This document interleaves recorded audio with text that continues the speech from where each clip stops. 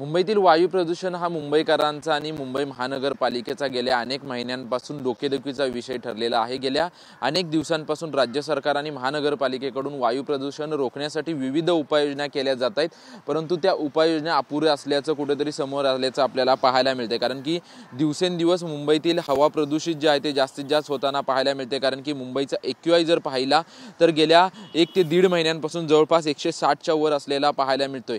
कालची जर आपण परिस्थिती पाहिली तर बोरिवली, मालाड, दहिसर या भागातला AQI जो आहे तो 201च्या वरती असलेला पाहायला मिळत होता। त्याच्यामुळे मुंबईकरांनी काळजी घ्यावी असं आव्हान जे आहे ते मुंबई महानगरपालिका आणि MMRDA कडून करण्यात आलेलं आहे। कारण की दिवसेंदिवस विविध उपाययोजना ज्या आहेत त्या मुंबई महानगरपालिका आणि प्रशासनाकडून केल्या जात आहेत, तरी मात्र संपूर्ण मुंबई महानगर परिसरामध्ये जे आहे ते वायू प्रदूषणामध्ये वाढ होताना पाहायला मिळते। आताची आपण जर परिस्थिती पाहिली तर सकाळच्या वेळेस मोठ्या प्रमाणात धुकं जे आहे ते संपूर्ण मुंबई शहरामध्ये पसरल्याचं चित्र पाहायला मिळतं।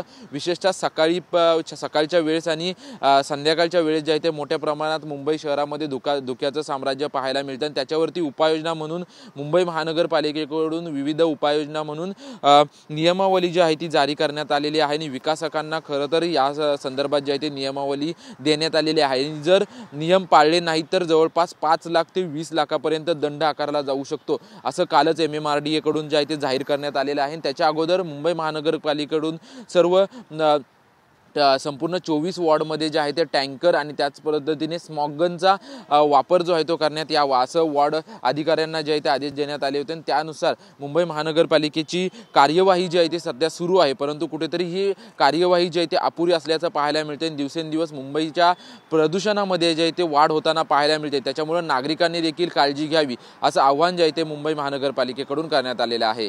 कॅमेरामन प्रेम म्हात्रेसह निवृत्ती बाबर, TV9 मराठी, मुंबई।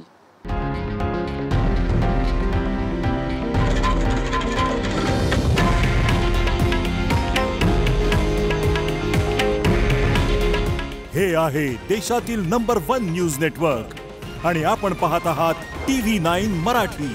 काळजी तुमची, हित महाराष्ट्राचं।